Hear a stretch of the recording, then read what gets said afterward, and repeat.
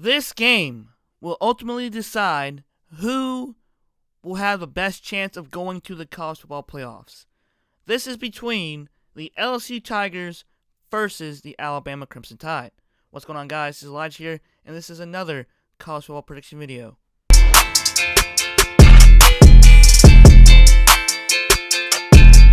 Alright, so as you guys know, I'm going to be talking about the LSU Tigers going on the road to face off the number 2 ranked team in the country, the Alabama Crimson Tide. And this is one of the games, the top games of the year that we've all been waiting for. And this year, LSU has the potential to beat Alabama at Alabama with finally the quarterback they have been looking for a while now.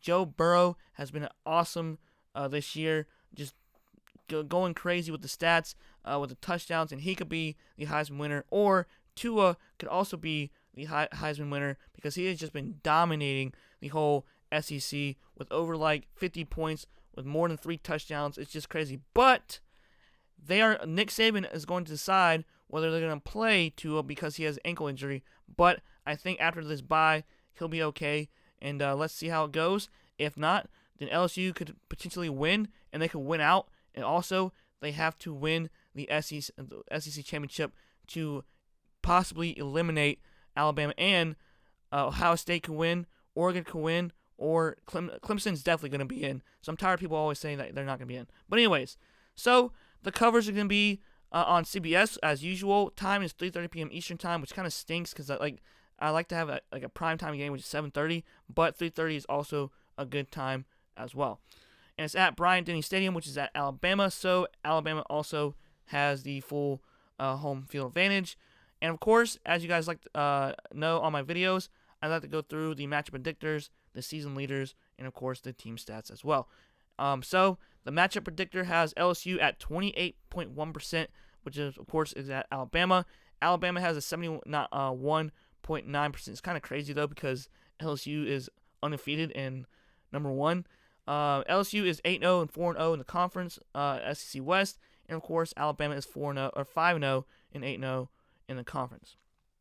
All right, so the season leaders, we have passing yards for LSU. We have Joe Burrow with 205 completions to 260 attempts, not bad at all. 2,805 passing yards, really, really good. 30 touchdowns, amazing, and 4 interceptions. Tua Tagovailoa with 145 completions. If I pronounce the last name wrong, I'm sorry. I know I hear it all the time. I still can't pronounce it. It's just annoying. 145 completions to 194 attempts. 2,166 passing yards, really good as well. 27 touchdowns and only 2 interceptions, which is insane.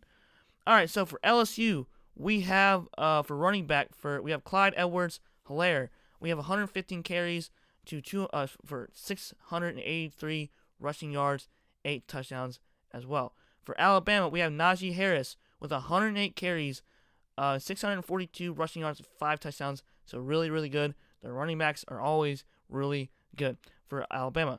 We have for LSU, we have Justin Jefferson with 55 receptions, 819 receiving yards, and 9 touchdowns. He's almost about to go for 1,000 yards, which was incredible as well. For Alabama has the nastiest wide receiving core, but Devontae Smith leads in reception yards with 43 receptions, 721 receiving yards, and 9 touchdowns. They have Jerry Jeudy, and I forget who else the other receiver was, but they're always really good with the receivers this year. It's crazy. Points per game. For team stats, we have LSU 46.8, Alabama 48.6. Kind of funny because it's the opposite almost, but they're almost similar. Points allowed per game. Defense is huge for both teams. LSU has only allowed 20 points per game, while Alabama has only allowed 15.3. Total yards. LSU has 535.9, while Alabama has 506.6 total yards. Yards of passing, we have LSU 377.6, which is really good because Joe Burrow has done a great job this year, and LSU coach Ed Orgeron might have found their quarterback finally over the past decade. It seems like Alabama with total yards of passing has 338.6 yards of passing. Yards of rushing, almost similar, but Alabama has 168.0 over LSU's 158.3.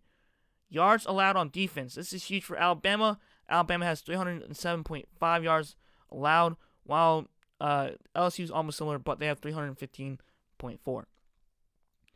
Passing yards allowed, we have LSU at 217.5, Alabama with 180.1, and this is huge for LSU. For rushing yards allowed, they've only allowed 97.9 rushing yards allowed, and of course Alabama still pretty good with 127.4 yards allowed.